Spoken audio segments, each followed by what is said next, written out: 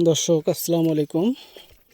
আমি চা বাগানের রাস্তা দিয়ে নামতেছি ছোট পাহাড় থেকে, কিন্তু সামনে কিছুটা পানি আছে, নিচে দেখা যাচ্ছে ওখানে কিছু বক বসে আছে।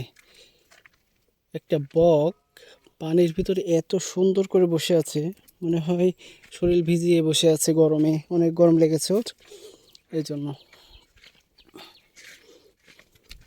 আসলে এভাবে অনেকগুলো বক এক জায়গায় দেখা যায় না, তা দেখে আসলে ভালো লাগলো, চিন্তা করলাম আপনাদের সাথে শেয়ার করি। উড়াল দিয়েছে, পানির ভিতর তো উঠে গেছে, উড়াল দিয়ে ওই সামনে চলে গেছে। আমার কাছেও একটা ছিল, দেখে মজা পেলাম। দেখি আবারও সামনে যাব। এটা আসলে রাস্তা না, আমি রাস্তা দিয়ে আস্তে আস্তে এটা লোকাল রাস্তায় প্রবেশ করেছি। তা আজকে যে সিনারিটা আমার চোখে পড়লো, তাতে মনে হলো আমি বিষয়টা আপনাদের সাথে একটু শেয়ার করি। সামনে অনেকগুলো বক একসাথে বসে আছে স্থির হয়ে, হয়তো বা আমাকে দেখে উড়াল দিবে আশা করি।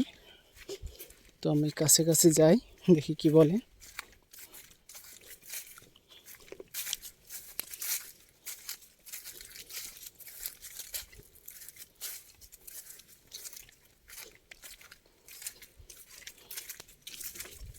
ও উড়াল দিয়েছে, আরও কিছু বসে আছে, আস্তে আস্তে উড়াল দিচ্ছে। আরও তিনটা বসে আছে, এবার একসাথে তিনটাই উড়াল দিয়েছে। আবার সেই পূর্বের স্থানে পৌঁছে যাচ্ছে। খেয়াল করেন, এ জায়গায় বক ধরাটা বা গুলতি দিয়ে মারাও যায়, কিছুটা সহজ, কিন্তু আমার রাস্তাটা সহজ ছিল না। আমার চলতে কষ্ট হচ্ছে। আসলে উঁচু উঁচু ছোটো ছোটো পাহাড় রয়েছে, যে পাহাড় দিয়ে চলাফেরা করাটা আসলে খুব কষ্টদায়ক। দেখি আমি সামনে যে কোথা থেকে পার হতে পারি। তো আমি আপনাদের কাছ থেকে সেই সিনারিটা আজকে আবার দেখলাম, ভালো লাগলো। এই সিনারিটা আমি আগেও পোস্ট করেছিলাম, যে একটা মরা ডালের মাথায় আপনার এই পরগাছাগুলো হয়ে বসে আছে, দেখতে সুন্দর লাগছে আর কি। তো ঠিক আছে, ওটা এখন আর দেখবো না। দেখি আমার গন্তব্যে যেতে হলে আমাকে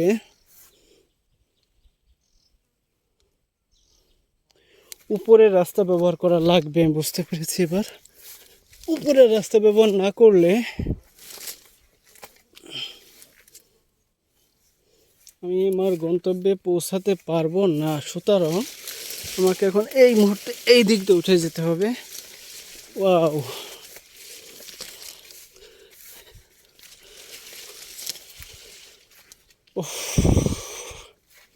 জানেন, পাহাড়ি রাস্তায় যারা হাঁটছেন তারা বুঝতে পারবেন যে পাহাড়ি রাস্তাতে আসলে চলাফেরা কতটা কষ্টদায়ক।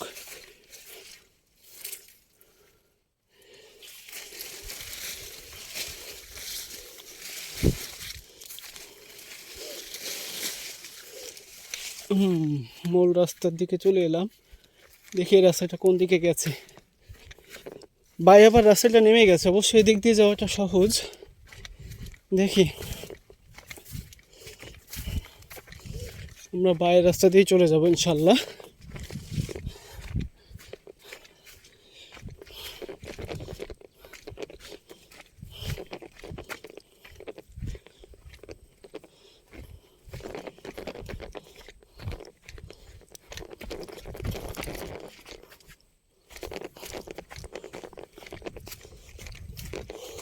অবশ্যই এই রাস্তাটা আমি কিছুটা চিনি, কারণ আগে একদিন আমি আসছিলাম, তো এই জন্য কিছুটা পরিচিত।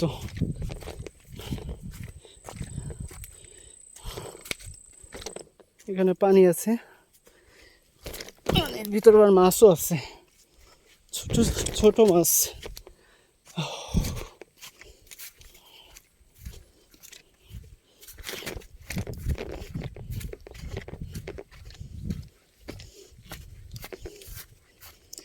এই জন্য বলে মৌলভীবাজার জেলাটা হচ্ছে ছোট ছোট পাহাড়ে বেষ্টিত।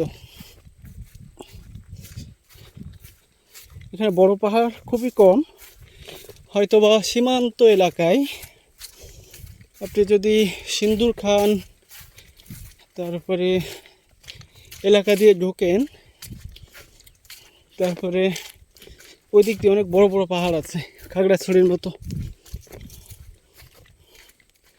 কিন্তু দুঃখজনক হচ্ছে এই এলাকায় যারা সরকারি চাকরিতে নিয়োজিত আছে তারা কিন্তু হেল ভাতা পায় না, এটা হয়তো অনেকে জানে না।